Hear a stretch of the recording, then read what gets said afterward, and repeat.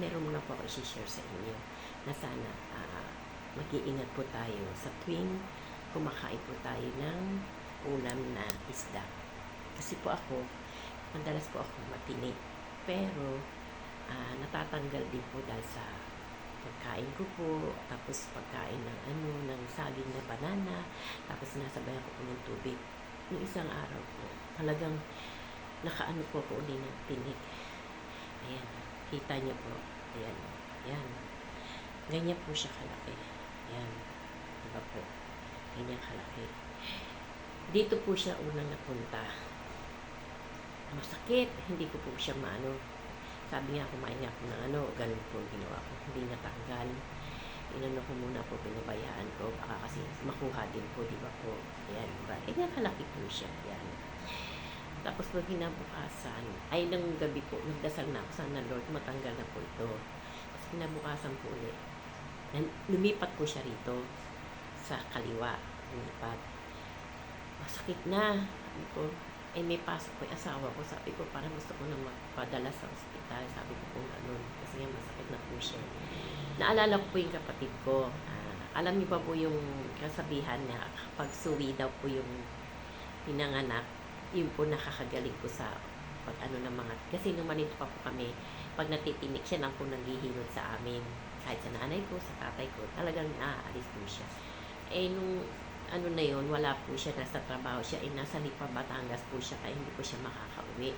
Kaya sabi ko, sige. Tapos meron po akong inaroon na kaibigan ko, ganun nga daw, sabi, gawin ko po, kumain ng malaking kanin, na ko po, para madala daw po, pati yung saging na banana, na fruits, para po daw madala siya. Hindi po talaga natanggal. Sige, dasal ko po, kasi nahihirapan na po talaga ako. Asawa ko, may trabaho, hindi ko po siya pwedeng abalahin. Sabi ko, Lord, please, tulungan niyo po. Sana matanggal na po ito. Nung natulog po ako ng tanghali, hindi po ako masyado nakakain kasi inom ako ng tubig. Parang nagising po ko, parang nandito po siya sa gitna. Napaubo po ako ng konti. Tumayo po ako agad. Tapos sinubukan ko pong lukutin ng kamay ko. Thank you, Lord. Ayan po, nakuha ko po. Natanggal po siya, di ba? Nakita niyo po kung gaano siya kalaki. Ayan, no?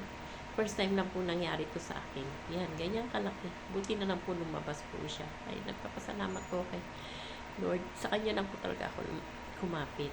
Ayan, no? Natanggal po siya talaga. Ayan, ganyan po siya kalaki. Diba po?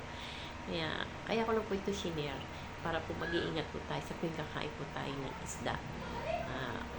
Tingnan po natin maigi.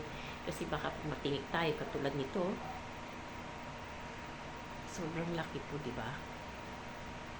Kaya kailangan po talaga natin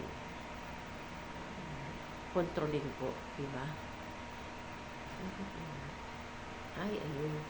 Ayan o. Ganyan po talaga siya kalaki. Ang hirap po. Kaya, pasalamat po na natanggal din po. May rememos po. Hindi ko po siya tatampo. Para pag nakikita ko, maalala ko sa tuwing kakain po. Basta. Kaya sana po maging aware na po kayo sa tuwing kakain po kayo, ha. Ito lang naman po paalala lang naman po. Ayun, no? Sipin nyo, gano'n po siya kalaki, di ba? Ang hirap po talaga. Yan, ganyan kalaki. Yun lang naman po mayaan po sa inyo. Maraming salamat po sa inyo lahat. God bless everyone. Love you all po.